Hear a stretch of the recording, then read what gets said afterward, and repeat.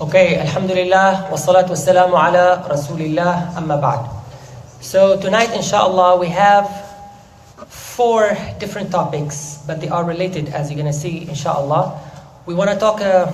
We're going to talk a bit about the Islamic etiquettes as related to gossip. That's one topic, and spiritual mentors. How do we pick a person of knowledge or someone that we consider as a religious mentor? And we also want to talk a little bit about social interactions, the Islamic way, of course. And then also we want to talk a bit about the fitnah of fame, becoming famous. And what does Islam, what does it have to tell us about that? So, inshallah, we have some good material, and inshallah, I hope it is beneficial to all of us. First of all, let us talk a bit about gossip. Unfortunately, this is something that you find many Muslims involved in, and they have no idea how many sins they gain by gossiping and by just entertaining hearsay.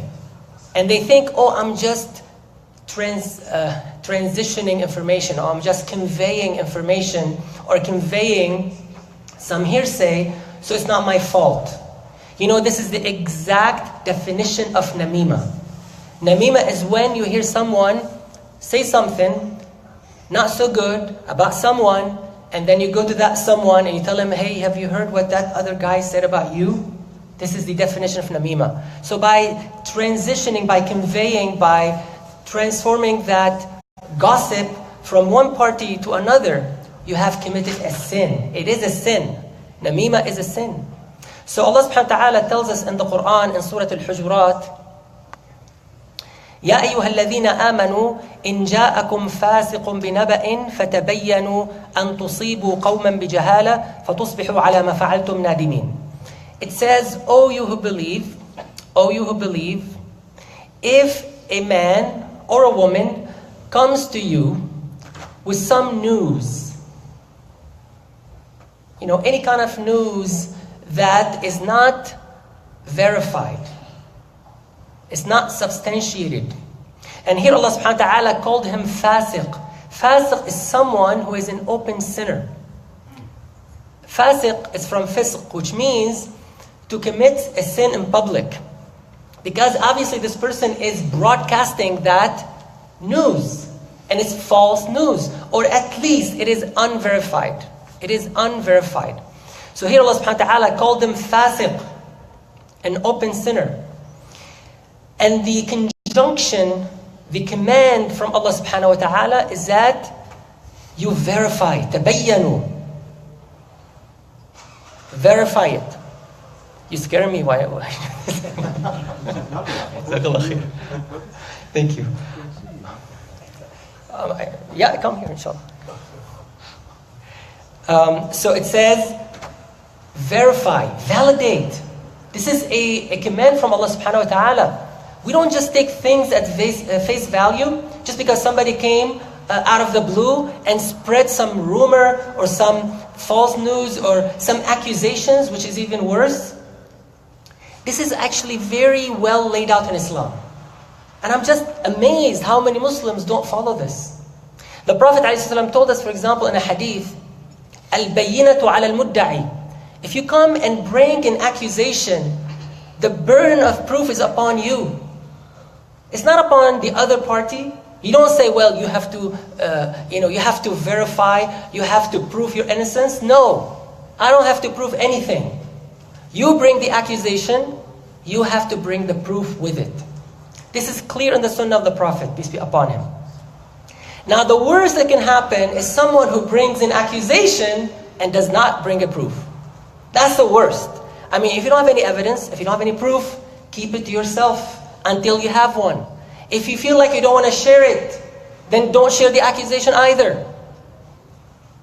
Because you're doing the damage already. When you come and bring an accusation, you have already damaged someone. You damaged someone's reputation. You damaged someone's honor. So you can't just say, well, I feel compelled to bring this accusation, but you don't bring any proof. Or you say, I'm not ready to present the proof. Well, wait.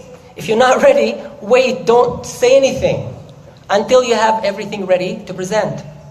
This is really important. Now, this is for the person who is bringing the accusation. What about the people who are participating in this gossip and hearsay? The Prophet ﷺ, and it is narrated in various hadith. One of them says when the Prophet came to Medina, one of the first words that he said, like first few words he said, Inna Allah kariha lakum al-qil wal-qal. He said, Allah despises, He dislikes this he said and she said. Al-qil wal-qal in Arabic is just like hearsay in English. Oh, he said that, she said that, and this is all you do. This is a majlis, this is a gathering that is despised by Allah subhanahu wa ta'ala. Allah does not like that you sit down and you make people's honor and reputation the target or the subject of your gathering. And it doesn't matter if you're sitting physically in a gathering or if you're on the internet. Some people somehow think that saying something on Facebook or Twitter is different.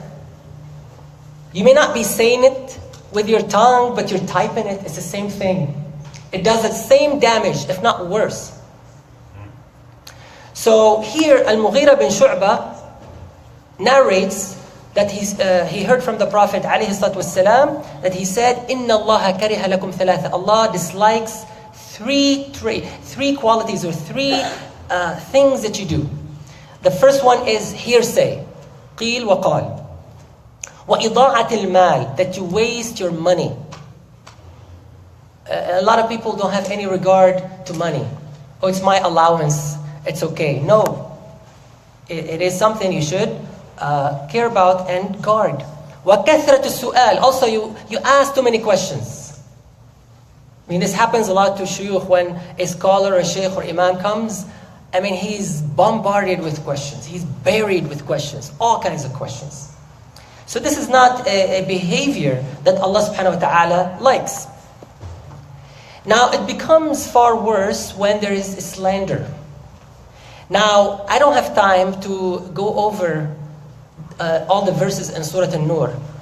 I mean, almost half of the surah is telling us etiquettes and manners of how we deal with rumors and gossip and slander.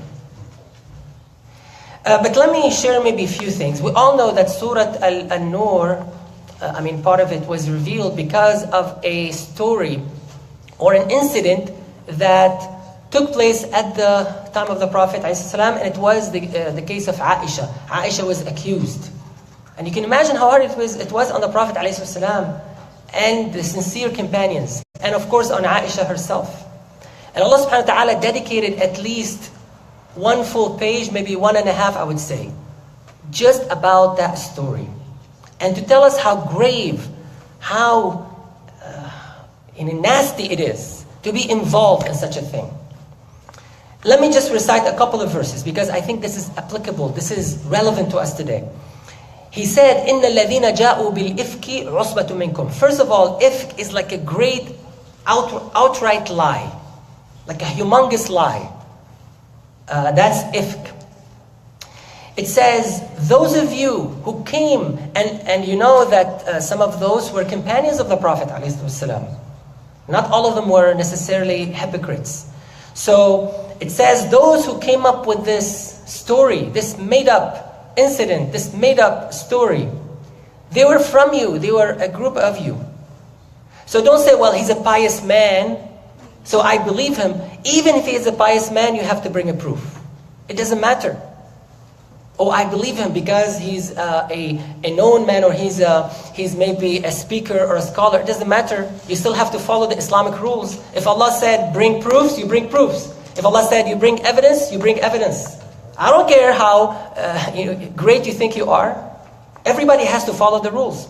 So It says, لا تحسبوه شر لكم بل هو خير لكم لكل امرئ منهم ما اكتسب من الإثم. Every participant earned a sin. Everyone who partook in that gossip, in that hearsay, he earned or she earned a sin.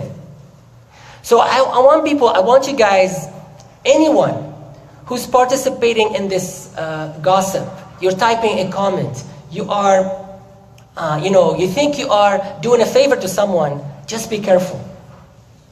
You don't want to earn a sin by doing that.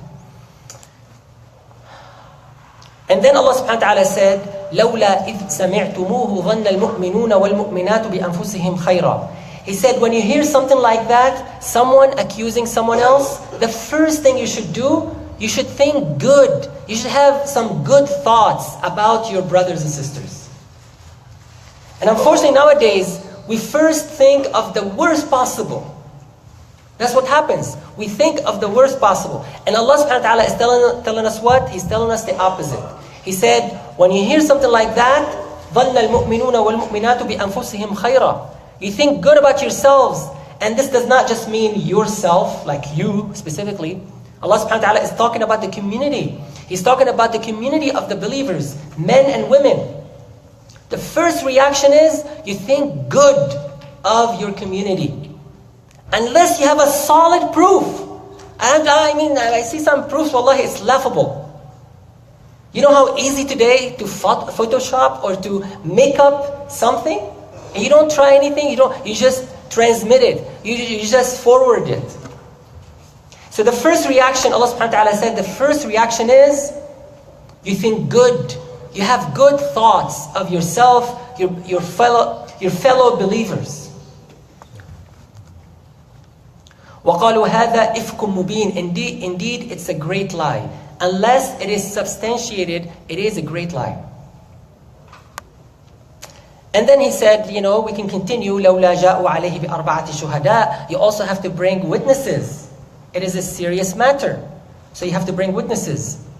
And if you don't, Allah subhanahu wa ta'ala said, you are a liar. The one who's accusing becomes a liar. Okay, so this is about gossip. I wanted to touch on that. Now I want to talk about a little bit about the fitna of fame. Becoming famous, becoming popular. And this happens in various facets of life. You can be popular in high school. That's a fitna. That is a test from Allah subhanahu wa ta'ala.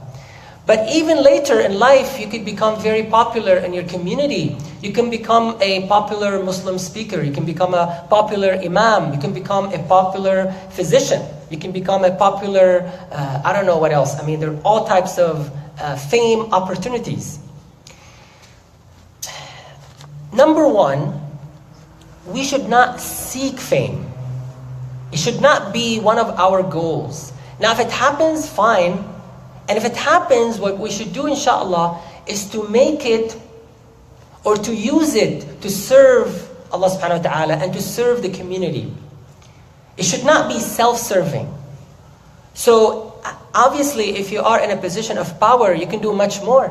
So if you can use that position of power to benefit more people, that is great. This is what Allah wants from us. And we know some famous scholars, we know some famous even prophets.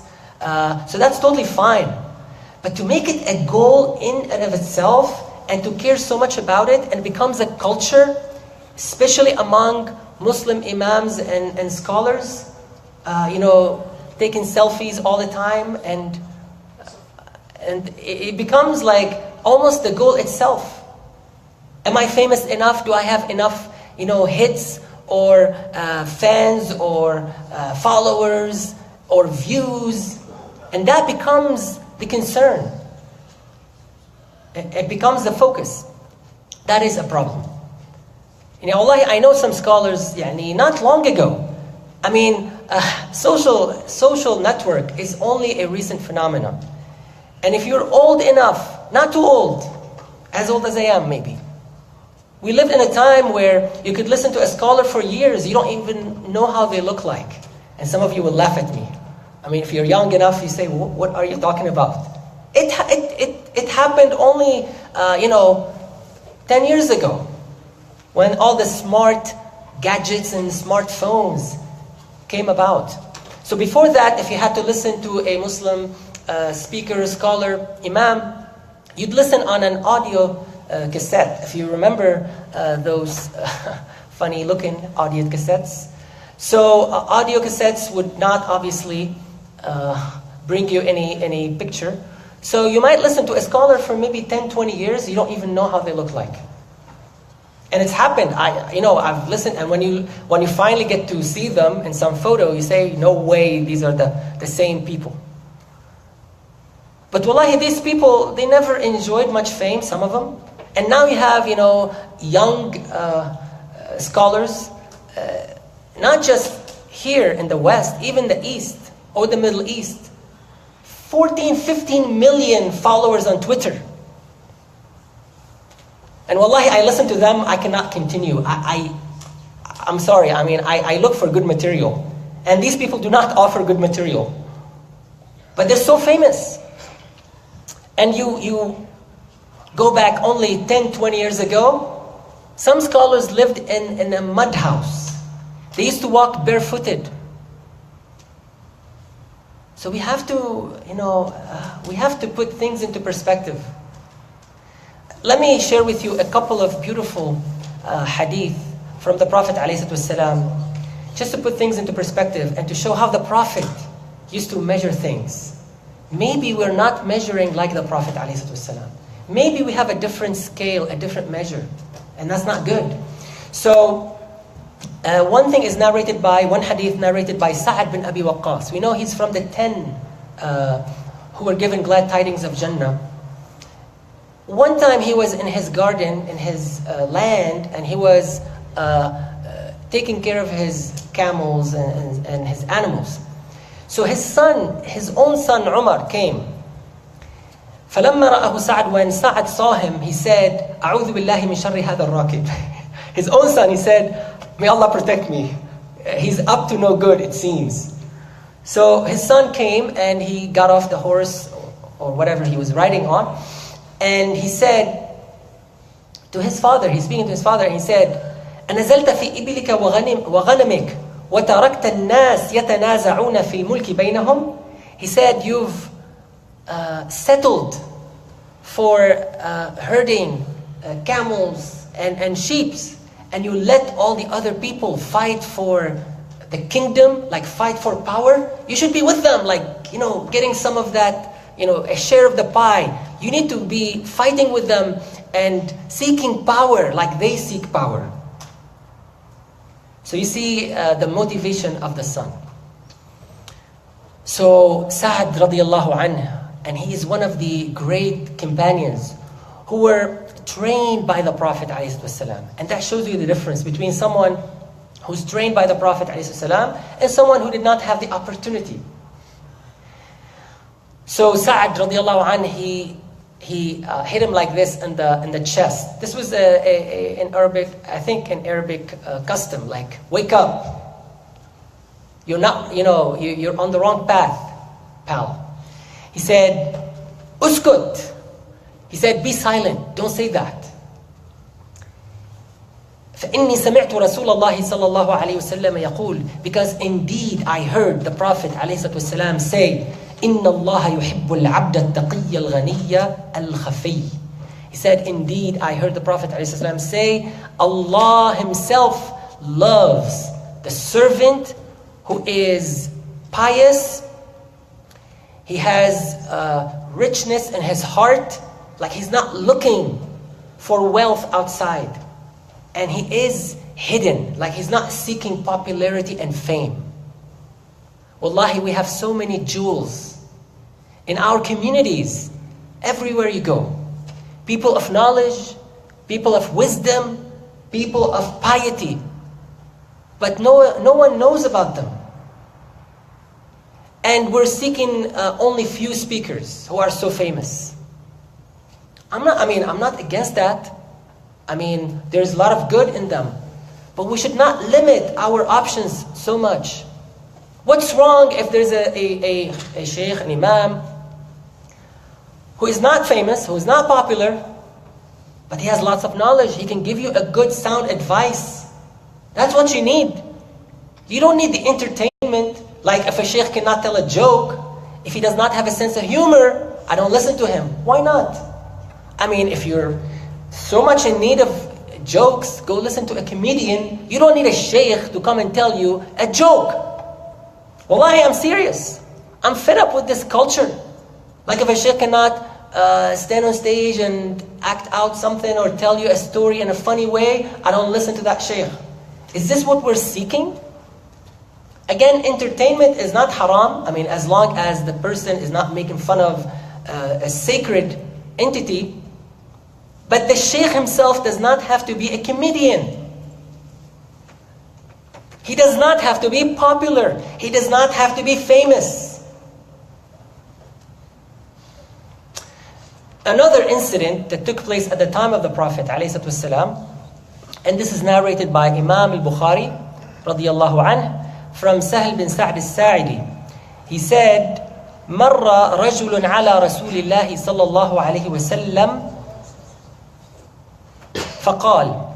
So the Prophet ﷺ, imagine he's sitting in a gathering, and with him was a companion, and a man passed by. Now the Prophet wanted to test how people think. Like, what is your perception of people around you? Is it all you care about is someone who's rich? Is this how we measure the value of a person? Oh, the rich and famous? So look, it's a beautiful test from the Prophet ﷺ. I don't know how many of you have seen or heard this hadith. It's beautiful. He said, what do you think about this man? This is not backbiting. This is just an experiment the Prophet conducted. So this man said, the companion said, oh, this man, he's from the elite. He's famous. He's important. هذا رجل من أشراف الناس. He's from the honorable people. From the, the cream of the crop, whatever we say. And wallahi, إنه لحري إن خطب أن ينكح. If he asked the hand of any lady, he's honored. People listen to him. In marriage, he doesn't have a problem. He can go and, and people will listen to him. وَإِن شَفَعَ أَن يُشَفَّعَ. And if he intercedes on behalf of anyone, again, his intercession is accepted. People revere him. They listen to him. So the Prophet stayed silent, alayhi salatu wasalam, until another man passed by. So he asked the same question to the companion. What do you think about this man? He said, oh, this man. This man, هذا رجل من فقراء المسلمين. He's from the poor people, No one cares about these people, right? هذا حري إن خطب ألا ينكح. If he goes and asks the hand of any woman, no one will look at him. He'd be turned back. No one will care. And وَإِن شَفَعَ أَلَّا يُشَفَّعَ. If he intercedes on behalf of anyone, no one will honor his request.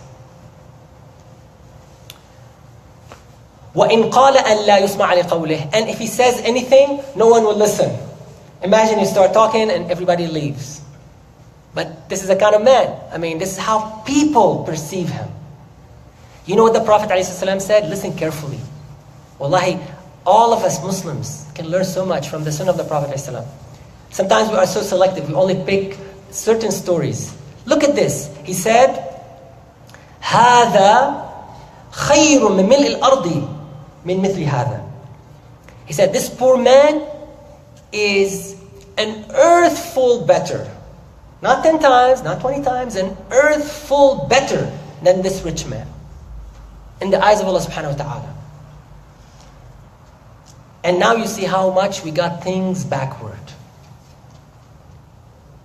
Someone comes and they're not wearing nice clothing. Maybe they don't have money. Maybe they cannot afford it. We look down on them. We might even mock them, ridicule them. Oh, there's a rich guy. Open the way. He's important. VIP. You get to sit on the first table all the time. And if he's upset, the food is not good, stands up and leaves. I mean, you may accept it, you might like it, but please don't call it Islam. Please. Do Islam a favor. This is not Islam. Islam is what the Prophet taught us. And here, the Prophet taught us a lesson. This is important. He's not trying to demean or belittle the rich at all. But he's trying to teach us a lesson, because there's a tendency in human beings in general that we magnify these rich people. We make them more than who they are. And we belittle and look down on poor people. And this actually is not just limited to poverty and richness. It could possibly be a particular race, a particular tongue, a particular color, maybe a minority. It's the same rule. So keep that in mind. Now I want to talk a bit about social interactions. Because that's also very important. Especially gender relationships. Again, here I think we fail miserably. I don't know, again, what kind of culture we have grown and nourished that we totally disregard many of the important guidelines that the Quran and the Sunnah has. Quran very clear. You look at the opposite sex, you lower the gaze down. You don't keep staring. You choose to ignore it, there'll be consequences. Duh. I mean, do you think Allah subhanahu wa ta'ala was saying it in vain? He told you your heart will be purer if you lower your gaze down. And now you wonder, oh, my heart, I don't feel the Quran. I feel, inside I feel impure. Of course. Well, Allah told you. Allah told you how to be pure. If you choose the opposite, what's going to happen? So let us examine a couple of important, I would say, advices from the Prophet ﷺ. In one case, that is narrated in Bukhari and Muslim from Ibn Abbas radiallahu anhuma, that the Prophet ﷺ said, لا يخلون رجل بامرأة إلا مع ذي محرم. A man should not be, listen carefully, a man, and that also applies to boys and girls. We're not talking about age here. A man does not stay in seclusion with a woman except that there is a mahram, like someone who is a relative. So if there's a father, a mother, someone, that's fine. But you should never be in a situation where you isolate yourself. You are in a closed room, and just you, like if you're a man with a woman, or a woman with a man. The Prophet said it. Do not do it. Let me ask you, does it matter if this man is a teacher? Did the Prophet specify? Does it matter? Does it matter if he's a teacher of Quran? No, of course not. It applies to everybody. Again, these injunctions apply to everyone. Don't come and tell me, play this guilt trip on me and say, well, but he's a teacher of Quran. He's a human being. He's not an angel. If you're being taught by an angel, let me know. I'll go study with you. But everybody is a human being, and everybody can fall. Everybody can make a mistake. This is why we have these, guidelines from the Sunnah of the Prophet ﷺ. In a different narration from Ibn Umar, similar one, the Prophet ﷺ said, أَلَا لَا يَخْلُوَنَّ رَجُلٌ بِامْرَأَةٍ إِلَّا كَانَ ثَالِثُهُمَ الشَّيْطَانِ. He said, there's not a single situation when a man and a woman stay together in seclusion. No one is watching, except that shaitan will be the third. And you can guess what can happen if shaitan is there. Again, applies to boys and girls, men and women, married, unmarried. The Prophet did not specify. It does not matter. Pious, not pious, scholar, not scholar, qari or not qari, it doesn't matter. It's the same hadith. Even if you're praying. Of course, if the woman is related, if she's your wife, that's fine. But if she's a stranger, like she's not related to you, even if you're praying, you cannot be in a secluded room. The other hadith I wanted to bring is a hadith actually related to the fact that we should all guard our reputation. And this is a hadith narrated by Safiya bint Huyay. She is a wife of the Prophet ﷺ, and she was making i'tikaf, or he was Prophet ﷺ making i'tikaf, and she came to visit him. So his wife Safiya came to visit the Prophet ﷺ while making i'tikaf. You all know i'tikaf, we stay in the masjid in the last 10 nights of Ramadan. So she would come and visit him, and then she would speak to him, and she stood up to leave. So the Prophet ﷺ, being the courteous, polite husband, he stood up and he walked with her. He did not let her walk at night by herself. He didn't say, well, I'm making i'tikaf, I cannot leave the masjid, blah, blah. No, he stood up and he left with his wife. فَانْقَلَبْتُ فَقَامَ مَعِيَ لِيَقْلِبَنِي. So I stood up and left, and he stood up and left with me. فَمَرَّ رَجُلَانِ مِنَ الْأَنصَارِ. So now two people from the Ansar happened to be passing by. And they saw the Prophet with a woman. Now it was dark, it wasn't clear who it was. فَلَمَّا رَأَيَ النَّبِيَّ أَسْرَعَ. When they saw the Prophet ﷺ, they started walking quickly. Like they didn't want to make the Prophet think that they doubt him, right? They didn't want to think that that the Prophet is a suspect. But look what the Prophet did, ﷺ. He did not scold them. He didn't say, well, do you doubt me? He didn't say that. What he did instead, he said, "Ala rislikuma." Stop. Slow down. He said, this is my wife, Safiya. And of course they said, no, of course, oh Prophet, we don't doubt you. How can you? He said, it is shaitan. He said, and look what he said. I think you all know that part maybe, or some of you might know this part. He said, "Inna shaytana yajri min ibni Adama majra dam." He said, shaitan flows in your body just like your blood flows in the body. Like, it means shaitan is always with you. He's always going to whisper to you. So I'm not going to leave any room for shaitan. This is a strong message to all of us. Why do you open the room for shaitan? Why do you let people suspect you? Why do you let people think ill of you? Why do you even open that window for shaitan to come in? That is the message of this hadith. Even the Prophet did not want to do that. Did not want to think, or did not want to allow people to think for a second there is something iffy or not right or inappropriate. So immediately he rectified the situation. He said, this is my wife. You may not see, it's dark, but this is my wife. I'm walking with my wife. And he got it there. So this is again a message to all of us. Don't say, I'm too pious to be accused or doubted or something like that. Even the Prophet did not do that. So just be careful. Protect yourself. Protect your reputation. This is part of Islam. To protect your reputation, to protect your honor. Don't wait on others to come and help you. A lot of times they'll just throw you under the bus. Excuse the word.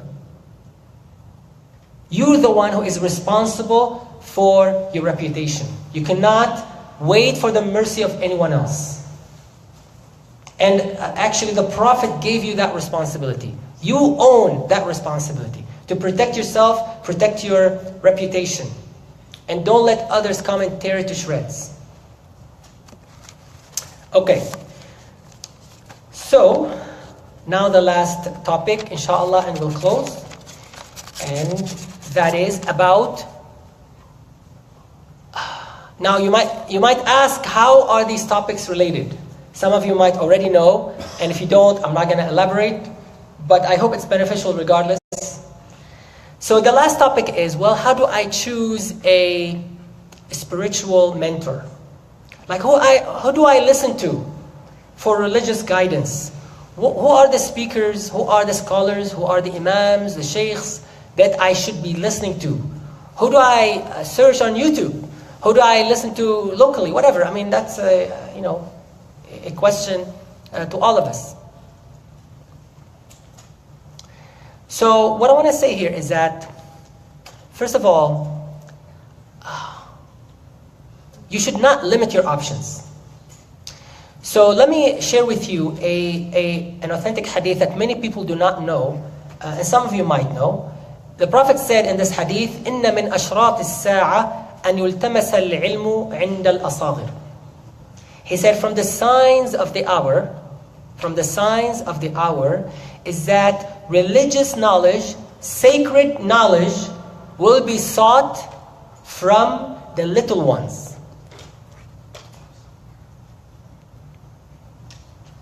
Interesting, right? So who are these people? The little ones. There are different interpretations of that. Some scholars have said that these are young people. And boy, is not right. Is not correct. I mean, what's happening today, you see, maybe I could say the vast majority of Muslim speakers and so-called scholars are young. Now, this is nothing to diminish from these people. But we have to listen carefully to what the Prophet said. What is he trying to tell us? That knowledge, that religious knowledge will be sought from the young ones. Apparently, there's going to be some shift, like in the old days, the time of the Prophet, and later throughout the history of Islam, you had people seeking knowledge from older folks. And toward the end of time, you're going to see a change.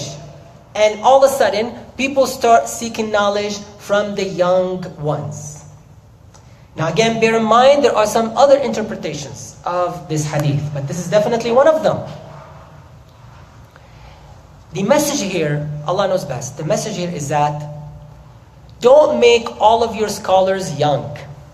Don't say, I'm only going to listen to people who I could relate to. I mean, obviously, yeah, you need to relate to them, of course. But diversify your investment, as we say. Also look for older people. Why do you want... So the example, the question is, why do I need to listen to older folks? And of course, I'm talking about scholars, not any old man, but a person of knowledge who is older. Can you tell me, anyone? Why do you think... Can you think of a difference between a young person of knowledge and an older person of knowledge? Yes. They have more experience. Exactly. They have much more experience. I mean, what do we know? I'm counting myself now as a young person. The big difference is experience and wisdom. Wisdom. Yes, we have forgotten that word. Nowadays, when we think of knowledge, we think of information. Well, mashallah, he memorizes a lot of poetry or a lot of hadith. Great. Memorization is important, but it's not everything. Oh, he can tell a story in a beautiful way. He's a good narrator. He's a good storyteller. But it is not equivalent to knowledge. Knowledge requires a lot of wisdom, a lot of experience. That you think about the same ayah for 20 years.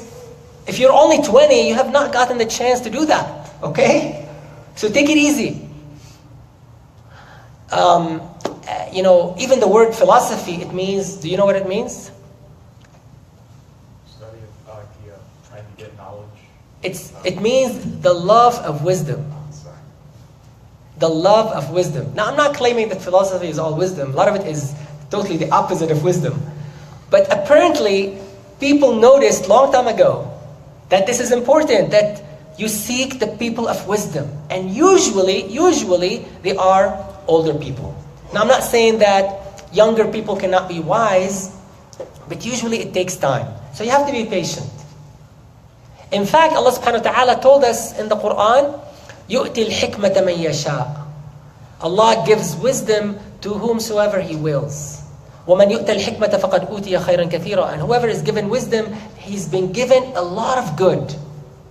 How many times nowadays we seek people of wisdom who can tell you a good sound advice, not just a story you like, but really he can benefit you. He can tell you something like, fix your life, man. Get rid of the mess in your life. Straighten up. You need it sometimes. Even if it's a little harsh, you need it. So we need these wise people.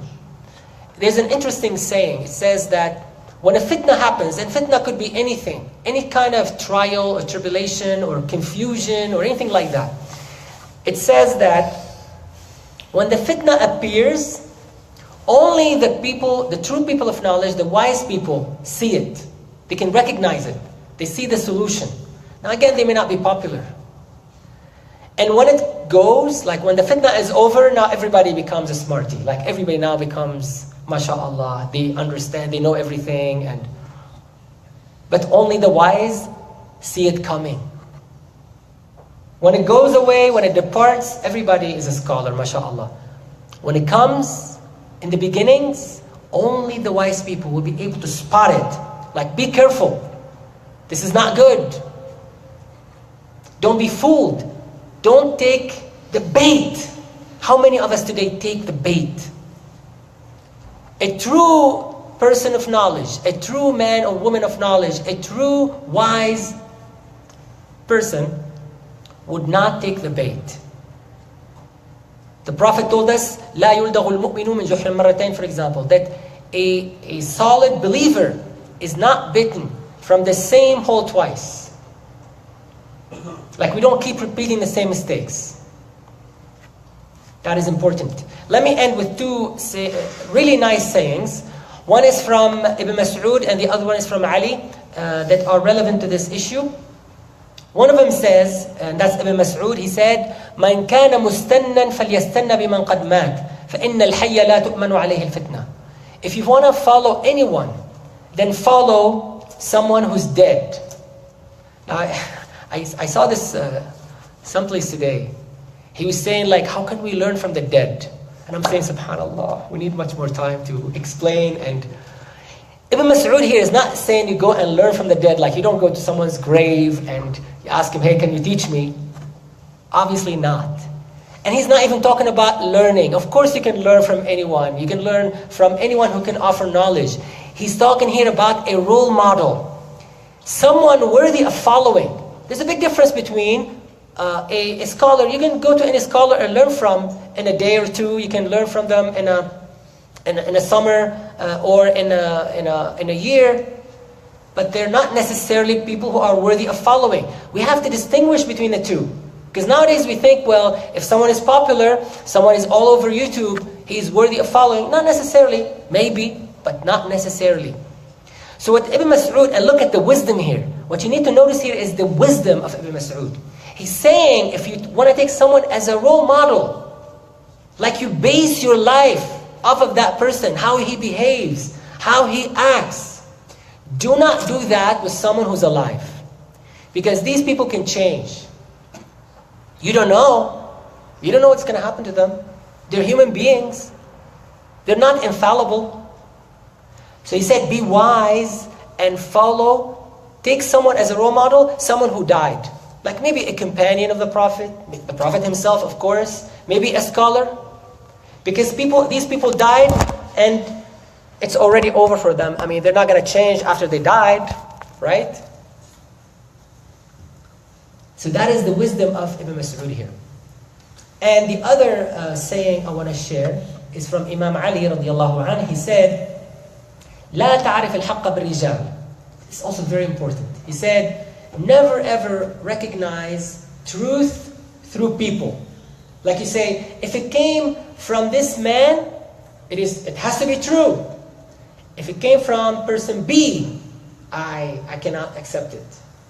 Like you're not even reading what he said. You're not even listening. Just the mere fact that it came from person A, I accept it blindly. Just the mere fact that it came from person B, I totally reject it. I don't even read it, I don't even care. So Imam Ali is saying, don't do that. This is not a sign of a wise person. You're not smart if you do that. He said, rather, اعرف الحق تعرف أهله. He said, learn, teach yourself. You're young still, mashallah. This is a good skill to have. Teach yourself to recognize the truth itself. And then once you do that, you'll recognize its people. You'll recognize the people of the truth once you teach yourself to recognize the truth itself. Be critical in your thinking. Don't just be a blind follower. You're told. What? I mean, you don't have your own intellect? Why do you need someone to come and tell you? Of course, again, you listen to advice all the time. You learn all the time. But don't be a puppet. Don't be like a machine. You're just, somebody pushes a button and it executes. The human being has the faculty of the brain. So he said, learn to recognize the truth. And then you recognize its followers, its people. A golden advice from Imam Ali radiallahu anhu. Now also, the scholars after Imam Ali came up with a similar statement, but same effect. It says, "Man عرف الحق بالرجال حار في متاهات الضلال." The one who recognizes truth through people, like this is your gateway, this is your lens. I recognize the truth through this man, through this speaker, through this scholar. This is my criteria. This is how I tell if something is right or wrong. All I have is, is it coming from this man or this man? Is it coming from this group or that group? From this organization or that organization?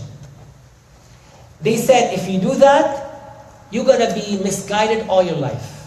You're going to be confused all your life. Because you did not train yourself to recognize the truth properly. You're following the wrong method. So I think this is an advice for life, inshallah. And I hope, whatever kind of trials and tribulations or fitnahs that we go through, if we're able to follow these guidelines, wallahi, we can avoid, I'm not saying we can avoid all fitnah. Fitnah will happen all the time. Trials will happen all the time.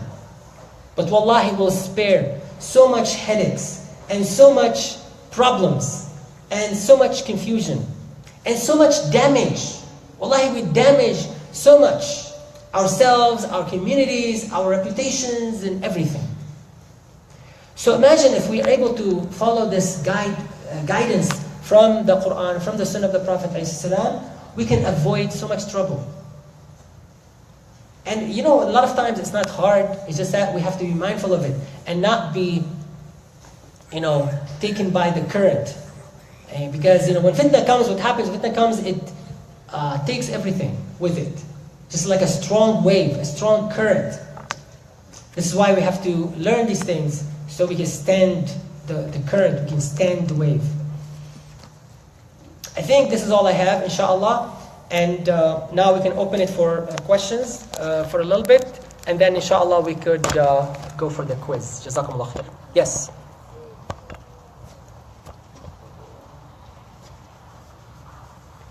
You have a question? You know how you were talking about the opposite gender being near each other in isolated place? Mm-hmm. I thought about it, but what if someone had a job that was like, for example, if someone is a taxi or Uber driver, and then like a lady gets calls for his Uber. What is this?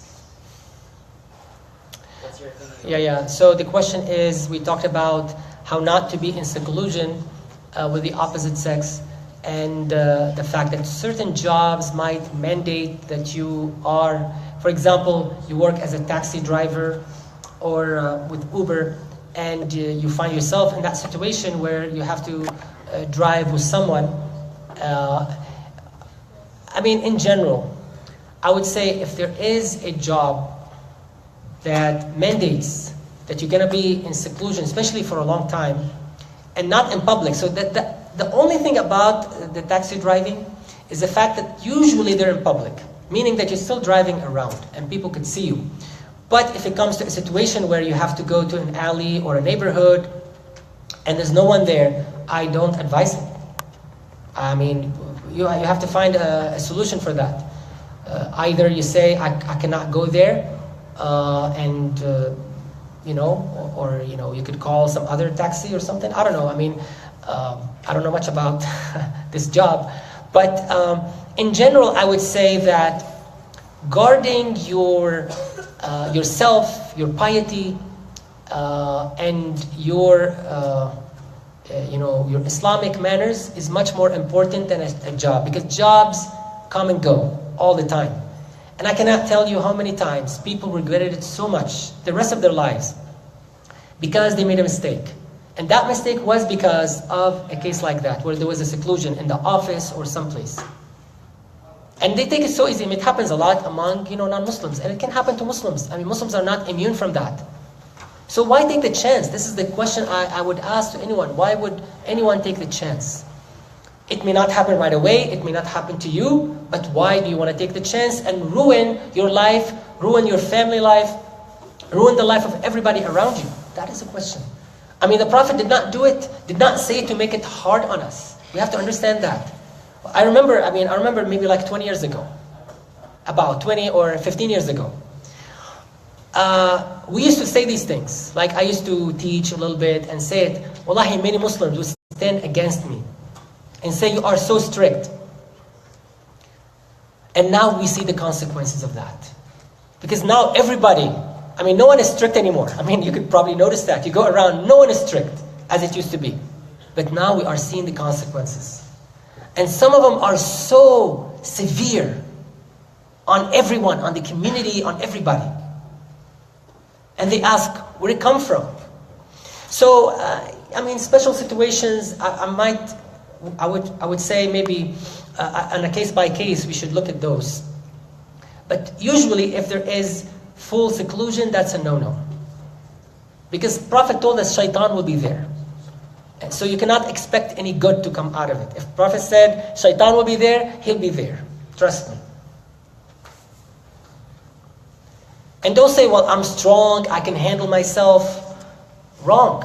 I mean, you might be able to do that a couple of times, but eventually something can happen. And everybody will regret it. So this is an advice from the Prophet ﷺ. I think we should take it seriously. It's not said to make it hard on us, to make our life harsh. Rather, it is for our own good, our own sake. Okay, yes? When you quoting those examples for role models, right? Mm-hmm. In my mind, we have the perfect role model in the life of the Holy Prophet ﷺ. And it has been documented so well that we don't really need a role model, right? I mean, we follow the Prophet in everything, and a lot of his life is known, and that he is the role model. Yes. Okay, so the brother is saying, we don't have to look too far as role models. We already have the Sunnah of the Prophet ﷺ in front of us. It's well documented. We have the lives of the companions of the Prophet ﷺ. They're the best role model. In fact, let me maybe clarify this statement by Ibn Mas'ud that I mentioned. He mentioned it in that context because Ibn Mas'ud lived a bit later after the Prophet's death, and he noticed some people were following other people. And he said, if you want to follow anyone, follow the companions. They just died, yes, but fitnah can happen to the living, but cannot happen to the dead. Just a quick clarification. So this is definitely a very good argument, or a very good statement or clarification. However, what can happen sometimes, I believe we need both. We need the role model from the past, but we also sometimes might need a role model from the recent past. And the reason is because there has been so many changes. So some people say, well, okay, I know how the Prophet lived in his time, but in our times there's so many different things that happen, so many changes. So I would like to see someone who is able to face all of these challenges and live a decent, pious life in the modern era. So you still might need some of these examples too. I mean, I think we need both. Of course, the one role model that should never change for any Muslim is the Prophet. And he's on the top, no doubt. I'm saying sometimes you also need some recent examples. You need some modern examples just to show you how even those people in the times of fitna, in the times of confusion, in times of so many temptations, some people were able to make it. Some people were able to face those temptations and do it right, make it right. So I think we need both for those reasons. Yes? I just want to add a little bit about that. Like, not necessarily for a man and woman be in the same place together as a room or an office. It could be a chat or a phone. And Oh, thank you very much. You reminded me of that because I was going to mention it. Now, some people think that seclusion is only the physical seclusion. Like, so you are, physically in a room, just the man and the woman. And that's what is, forbidden. But by extension, don't you think it is seclusion? It's not as bad because there's no physical contact, yes.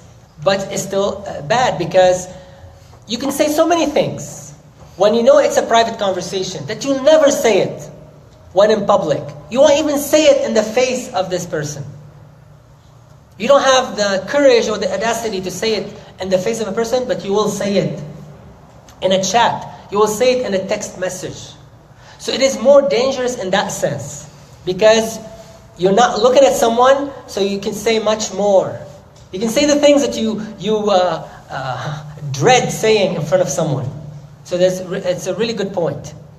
But it is not as bad from the sense that you're not together in a place. So in one sense it is worse, in the other sense it is less, evil, if you will.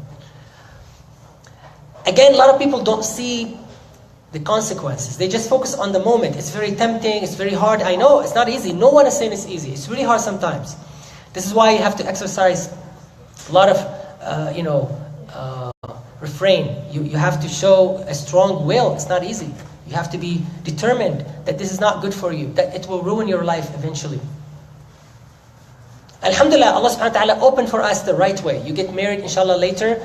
You're still young, if you're young. I mean, some of you are not that young. But if you're young, wait it out. You're not ready. Mentally, you're not ready. Physically, you're not ready. So wait until the right time.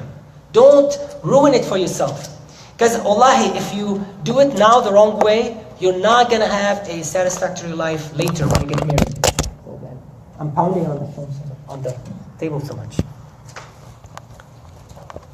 So let me repeat. This is important. If you involve in haram now, when you're young, you basically squandered your opportunity to have a peaceful marriage later. This almost never fails. You can mess around now. You think you'll get away with it. You think that, Allah is not looking maybe, or that He's looking but He's not going to do anything. You think, no one will find out, or I don't care even if they do. All of that you can do. It's a free country, right? No one can stop you. But think about the long term. You will not have a peaceful marriage. You're not going to enjoy your marriage later. And think about it. Is it really worth it? Maybe 1 year or two now, even less sometimes. Maybe it's a month or two. And they'll break up with you anyway, right? I mean, these people are not stable mentally, some of them. And then later for like the rest of your life, what is it like? Inshallah, you live long. It could be 40, 50, 60, 70 years. Do you want to ruin that much of your life? To have a peaceful marriage, to have kids who admire you, who love you? Wallahi, it's not worth it. Think about it. Any other questions? Okay, good. Alhamdulillah. I hope it was beneficial to all of us. We have an announcement. I don't think we need the broadcast anymore, so inshallah I'll go ahead and stop the broadcast. And okay. And I have one last question. is it a question? Okay. Yeah. Just want to make sure if it's hadith or not. Okay. It's been said, the Prophet peace be upon him said, like, لا تخلون بامرأة ولو كنت تحفظها القرآن الكريم. Is it hadith or not? Or hadith ضعيف? So the brother asked, Is it a hadith? This is what he said. You should never be in seclusion with a woman, even if you are teaching her the Quran. I've not heard of this hadith, but I think the hadith we mentioned is almost exactly the same. So we don't have to be very specific about one case or one example. The Prophet said it in any circumstance, in any situation. Do not be together in a secluded place, in a secluded environment, in a secluded room. And that applies, like we said, it applies to teachers, it applies to qaris, it applies to scholars, it applies to everybody. Okay? Jazakumullah khair. So inshallah we'll stop here, and then we'll do the quiz and break inshallah. Jazakumullah khair. Walhamdulillah.